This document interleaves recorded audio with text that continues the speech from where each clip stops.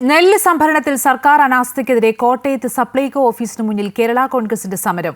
സർക്കാരും മില്ലുടമകളും ഒത്തുകളിക്കുകയാണെന്ന് സമരം ഉദ്ഘാടനം ചെയ്ത party executive chairman Mons Joseph MLA ആരോപിച്ചു.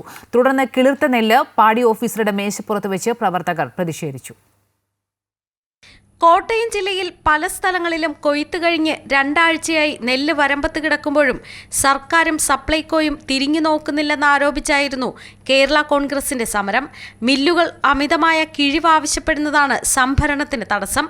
സർക്കാരും മില്ലുടമകളും ഒത്തുകളിക്കുകയാണെന്നും സർക്കാരിൻ്റേത് നെൽകർഷകരോടുള്ള വഞ്ചനയാണെന്നും സമരപരിപാടി ഉദ്ഘാടനം ചെയ്ത Kerala Congress executive chairman Mons Joseph MLA പറഞ്ഞു. സർക്കാർ തിരിഞ്ഞു നോക്കാതെ നെൽകർഷകരെ വഞ്ചിച്ചിരിക്കുന്നു എന്നുള്ളതാണ്.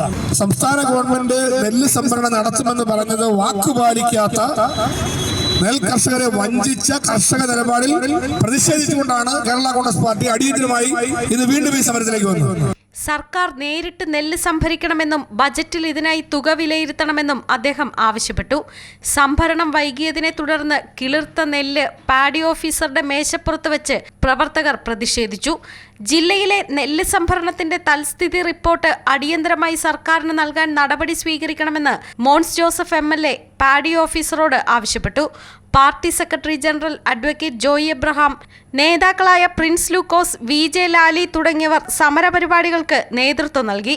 നെല്ല് സംഭരണം ഉടൻ പൂർത്തീകരിച്ചില്ലെങ്കിൽ സമരം സെക്രട്ടേറിയറ്റിലേക്ക് വ്യാപിപ്പിക്കുമെന്ന് നേതാക്കൾ വ്യക്തമാക്കി. അമൃത ന്യൂസ്, കോട്ടയം.